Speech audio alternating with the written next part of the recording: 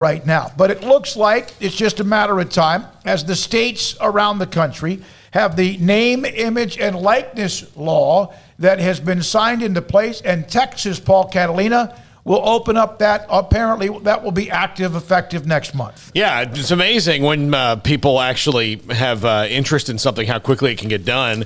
And unlike our power grid, the NIL thing happened pretty damn fast. So, but July 1st, and all the other states are about to do this as well, especially if you have big-time college football in your state. You're not going to just allow it to go. And a rival state, if you're Clemson or South Carolina, you don't want Florida and Alabama to have it because that's where your biggest competition comes from. You don't want Georgia to have it and you not. So the domino's going to start to fall. Florida, California, Texas, the big three all have it, and several others do, and more and more. I guess Texas is the 6th or 7th state to do it, and it's coming. And the NCAA, still just kind of waiting to see what all 50 states say.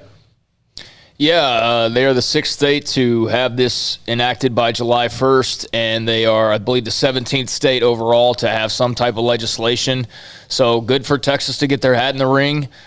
We've seen how A&M already has launched their whole deal. Everybody's got the cute little name that they're using for their version of name, image, likeness, and how they're going to utilize that. I know Texas had some big thing that they're calling it, and some, graphic about how they're ready for it, and A&M did the same thing. And I wonder where Baylor stands on it, because we've talked about it a lot of times with Mack Rhodes, but they didn't have here's our something campaign or whatever like A&M and Texas did. So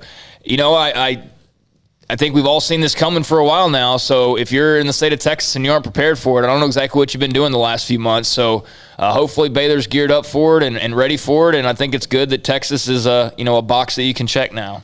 Does Texas or Baylor have an advantage over TCU or A&M have an advantage, bigger enrollments, bigger schools, bigger alumni base than Baylor, TCU, Texas Tech, Houston, or others? On the surface, you would think maybe, because there would be more opportunities for so-and-so's car dealership or something like that. But I think it's all going to come out in the wash. I think a lot of the name, image, and likeness stuff is going to come from social media.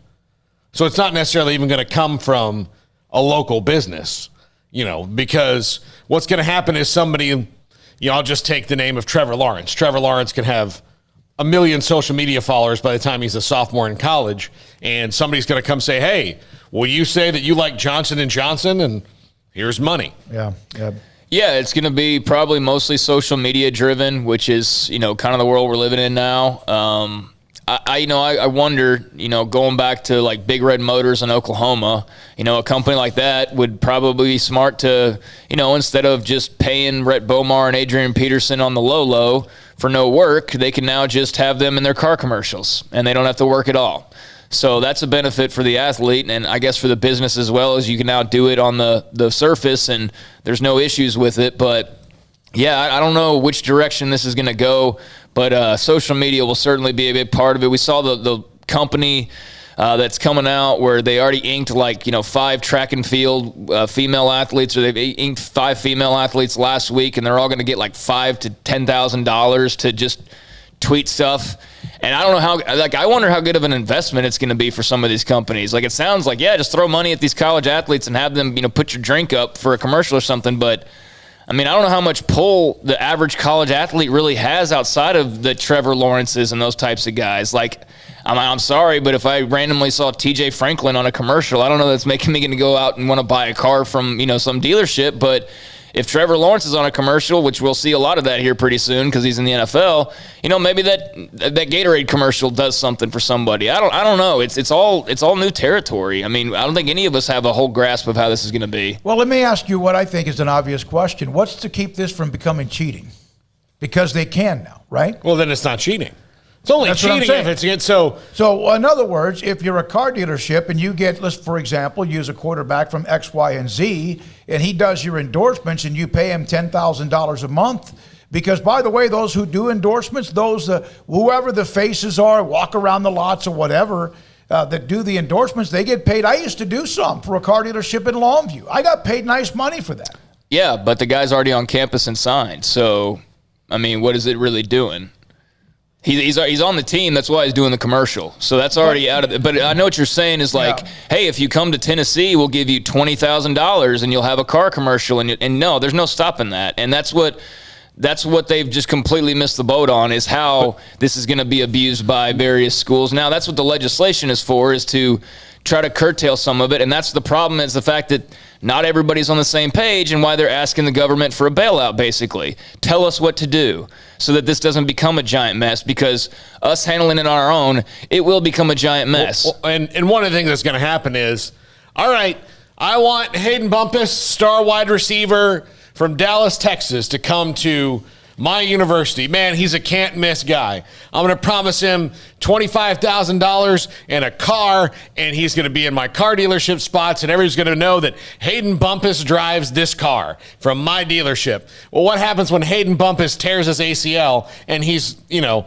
5-star bust? So then there's going to be a lot of money dumped down people who don't really I'm matter. sure there's some stuff. And so those are things going to get worked out in the wash, I'm sure. But most of the thing is now, here's what the NCAA, and I hope that they realize with this, all of the stuff that they were worried about, like that they spent time policing, like all the effort that they put into SMU, all of that, had this been around in 1984 or 85, whenever that was, they wouldn't have had to do all that. Because now all you have to do is make sure you file the proper paperwork that this person has a name, image, and likeness, and this is how much money they got. So essentially, they're making something legal that was illegal for a long time. Like pot. Yeah, look, and again, all it would have to do, it could be anybody, you can get any amount of money as long as the booster is comfortable with it, sign the right paperwork, and go, here you go. Business people are, even the most frothing at the mouth boosters, if they have a business, they can pay whatever, but at the same time, they're good business people because they make decisions that are pretty good, but they have so much money. I don't know how it's going to work. I didn't even think about that. You're right. They're already on campus, so what's the lure? Unless you promise that before you get on campus. Yeah, there's going to be people that are dirty and take advantage of it, and those people, go and look in the mirror every day, and then they go in front of a TV camera and they, talk about God a whole bunch, and it's all very fake in some cases. We see that all the time. Hugh Freeze looking at you. So yeah, there's going to be dirty people that do dirty things, and that's their character, and that's not going to be completely flushed out of college football or any avenue really. But with the Texas ruling that's going into effect, you do have to make known what you're making and where it's coming from. And I think there's already been an argument of why they should have to do that to make sure that it's all on the up and up, moron. That's why they would have to do that. But hey, let's eliminate another thing that would potentially, be some accountability. We want to seemingly eliminate that in every way, shape, and form when it comes to the college athlete now. And I've said a long time that, there is some bending that the NCAA needed to do, but there also still needs to be some policing of it. And so, how they walk that tightrope remains to be seen. But in Texas, you're going to have to disclose all of your agreements to that school. So if you're the Texas starting quarterback and the Chevrolet dealership and, Gatorade want to sponsor you, then you have to tell Texas that they're wanting to sponsor you or whatever. You go through those channels. So, yeah, and it will also directly eliminate restrict colleges and universities in Texas from directly providing compensation to student athletes. So that's another part of this as well. We'll see. It's very interesting times, though. All right, so that's